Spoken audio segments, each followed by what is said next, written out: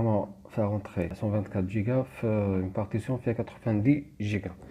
Ça, c'est grâce à la fonctionnalité de déduplication qui existe dans Windows Server 2016. La déduplication, elle va créer une seule référence pour deux fichiers identiques. Voilà.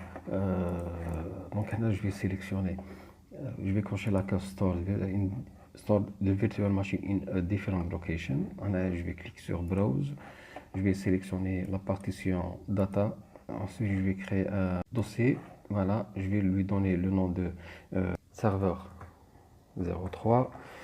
Select.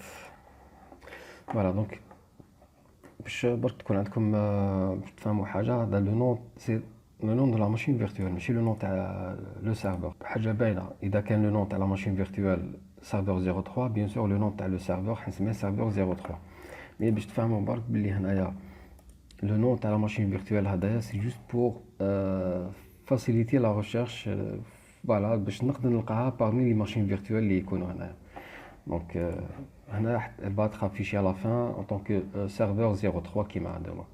Bien sûr, lorsque j'installe Windows, donc à la fin de l'installation, après l'installation, je vais lui donner le nom de serveur 03. Les choses sont claires. Je clique sur Next et il va me demander de sélectionner la génération de la machine virtuelle. Il y a deux générations, génération 1 et 2. Je vais sélectionner la génération 2, il y a une nouvelle génération de les machines virtuelles.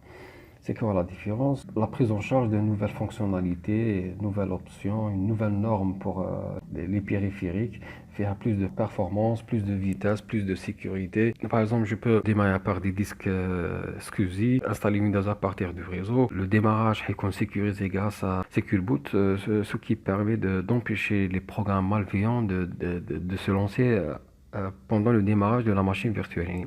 Empêcher leur exécution avant le chargement du système d'exploitation, sinon ils lancent le système, ils يحبسوا les antivirus, ils يحبسوا les pare-feux, ils peuvent pirater. Donc activer des fonctionnalités avancées concernant le réseau, concernant le disque dur, le stockage.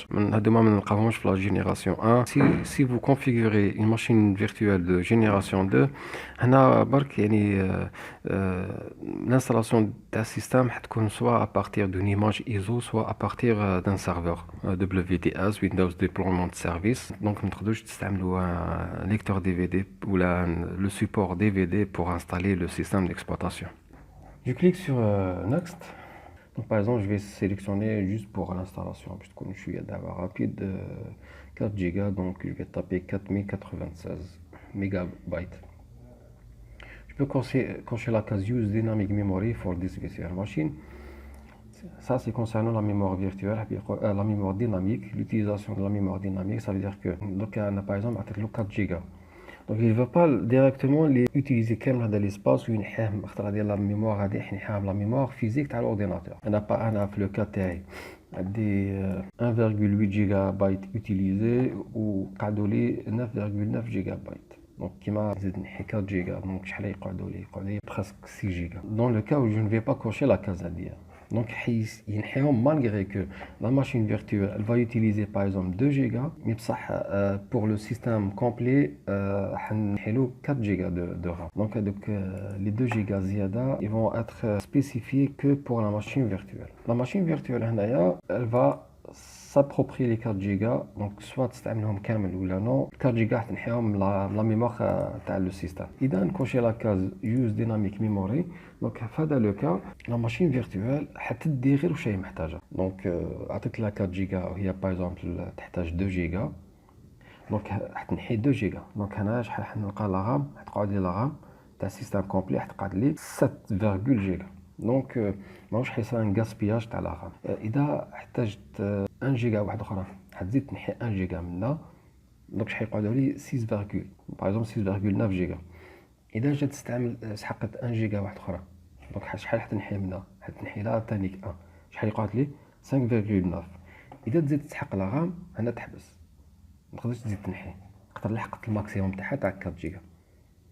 دونك elle va utiliser d'après la demande تاعها d'après les besoins تاعها، mais elle va pas dépasser واش كتبت لها هنا. ماشي كامل لي كونفيغوراسيون وين تقدروا تستعملوا فيها لا ميموار ديناميك. Donc je vais décocher ça, نخلي 4 giga, je vais installer juste Windows. هذه مليحة في le cas وين تلونسيو plusieurs machines virtuelles. Donc هنا ماهوش حيكون un gaspillage تاع la RAM.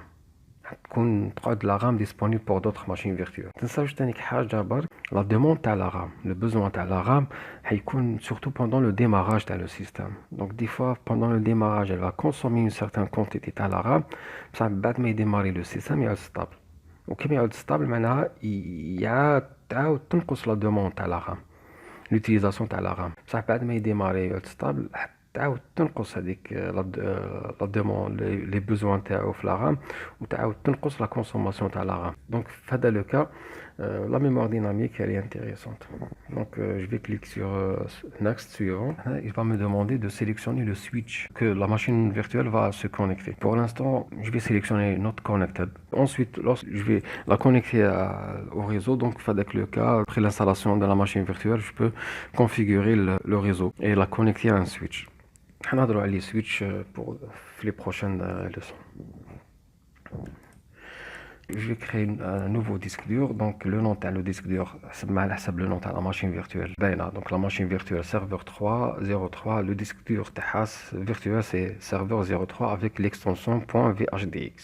C'est l'extension de la nouvelle génération de la machine virtuelle. Le cas on a sélectionné génération 2. Donc on a l'extension VHDX. C'est un VHD concernant la génération 1.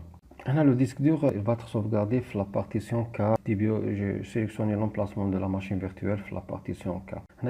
La taille du disque dur, on va remarquer que le maximum c'est 64 TB. Ça c'est à cause du nouveau format des disques durs des machines virtuelles. Ça c'est à partir de Windows Server 2012. Les anciennes versions qui ont une extension le type VHD ou qui nous limité à 2 TB. Mais avec le nouveau format de disque dur virtuel, donc VHDX, la taille maximale c'est 64 TB. Maintenant, je vais me contenter de taper par exemple 30 GB, c'est suffisant pour des rôles de base. Ou il y a de préférence, bien sûr, plus que ça. Donc, c'est juste pour l'installation. Je clique sur Next. Ensuite, il va me demander de sélectionner le support d'installation de Windows Server 2016.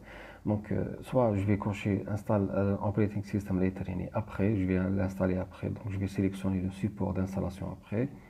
Ou là, je vais le sélectionner dès à présent. Donc, je coche la case Install an Operating System from a bootable image file. Donc, vous remarquez que vous ne pouvez pas l'installer à partir d'un DVD. Ça, c'est parce qu'on a choisi la génération de les étapes précédentes. Donc, je vais cocher Install Operating System from a bootable image file. Ensuite, je vais sélectionner l'image ISO. Donc, je clique sur Browse. Je sélectionne la partition data. Ensuite, le dossier ISO. Les images les systèmes, différents systèmes. Par exemple, Windows Server 2016, Windows 10. Donc, je vais sélectionner Server 2016. Je clique sur Next. Ensuite, il y a un résumé widget. Le disque dur avec le chemin type VHDX et dynamically expanding le disque dur a 30 Go. La machine virtuelle elle va pas prendre les 30 Go mais le disque dur physique. En réalité, كيما نشوفوا هنايا par exemple puisque la machine virtuelle حطيتها في la partition data.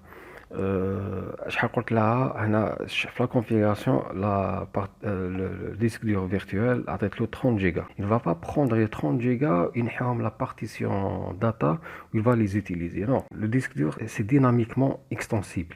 Ça veut dire que il va prendre que la quantité qu'il aura besoin. À chaque fois, il سحق plus d'espace disque.